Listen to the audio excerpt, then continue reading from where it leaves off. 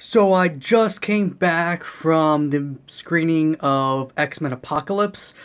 It's a good movie. Um, all the hate that's it's been getting actually. I guess maybe I could see that, but not necessarily. Like I went in there and I liked it a lot better than I thought I was gonna like it. Probably because I was hearing a lot of negative things about it going in. So I just want to clarify that I actually really didn't really. Okay, I enjoyed the movie. I enjoyed the movie.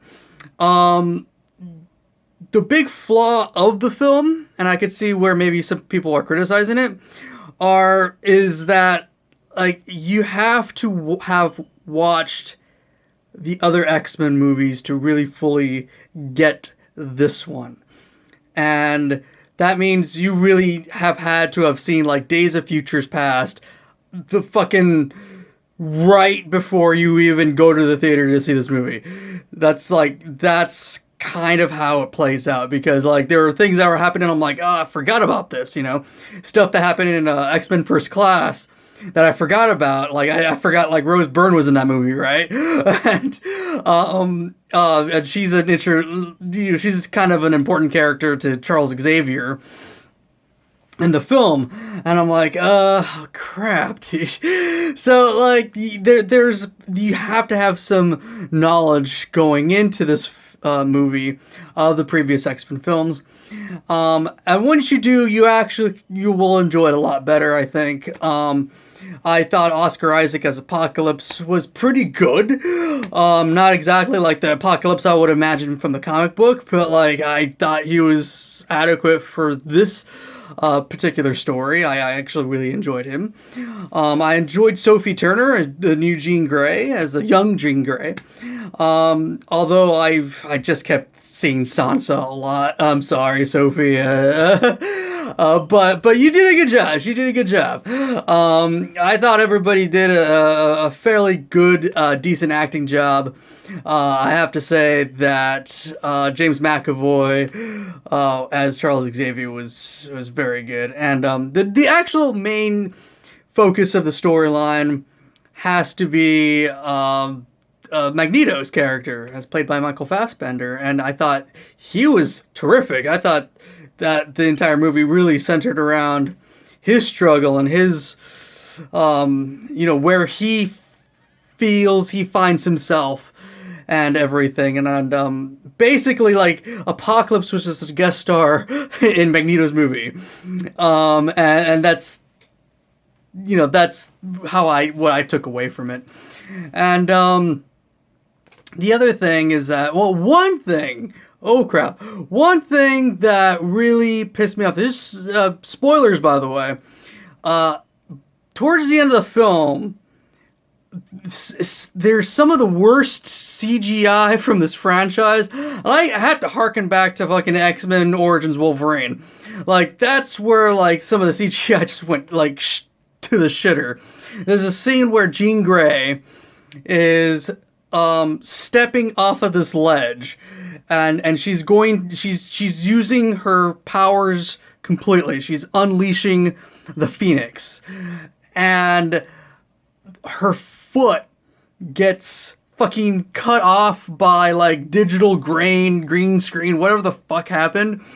But like you could just see it. It's just like her foot melted into her leg and into the floor, and I'm like, what the fuck, dude? Like, did you guys not prepare this shit in advance? Like, oh, I mean, they had all this time to fucking correct the footage there, or even just reshoot it if they needed to, and they just like, oh wow. And then it got worse because like they're like right shortly after that they're showing the destruction around the world that happened because of Apocalypse and Magneto and all that stuff, and it's some of the bridges that were just completely crumbled and got destroyed.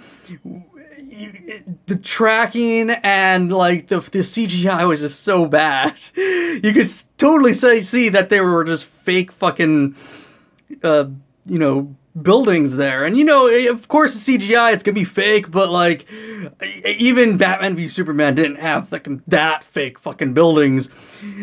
surrounding their characters, for God's sakes. I mean, it was at least believable. And this one was just like, wow, it looks like a cartoon almost. So, sorry about the graphic designers for this one. I mean, some of them, like, Psylocke was cool, you know, and Apocalypse was good, but, like, some of the fucking CGI in this was just cartoony and just not appropriate for the franchise. But anyways, other than that though, I thought the story was pretty good. The Apocalypse, you know, introducing Apocalypse and everything was fairly well done at the beginning. I thought that was well mediated and everything, and really enjoyed Evan Peters as Quicksilver once again. I thought he did a fantastic job. I think going forward, Ezra Miller will have his work cut out for him in the DC cinematic universe as the Flash, because Marvel just beat them to it. It was just like, wow, this is great.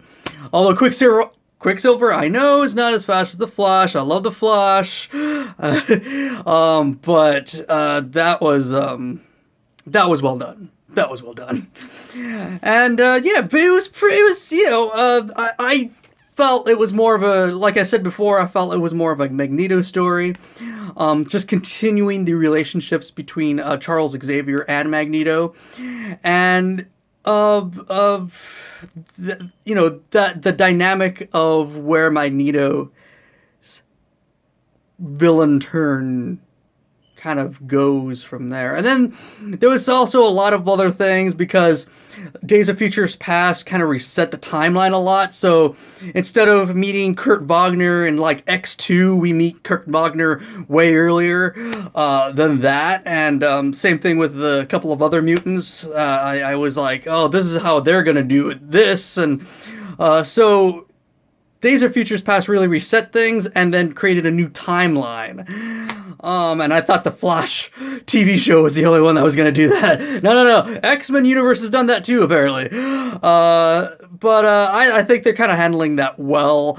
I kind of want to see this go, you know, the series go back to the more adult and older characters now.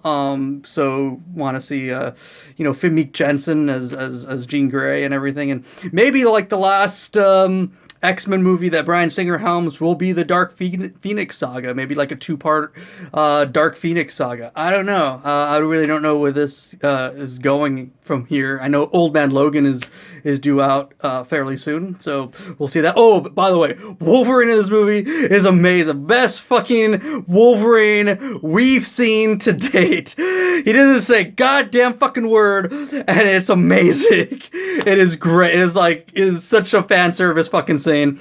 But yeah, anyways, go see it, actually. If you like the X-Men movies, it's a pretty good fucking X-Men movie, I think. Not like this shit show that everyone's been talking about. And, yeah, and if you don't like the X-Men movies, or haven't even seen the other X-Men movies, probably watch them beforehand. Or if you, like, again, if you don't like them, then it's probably not for you. Go watch Deadpool. Anyways, that's all I have to say about that. As always, hey, click like, click subscribe, and live long and geek on.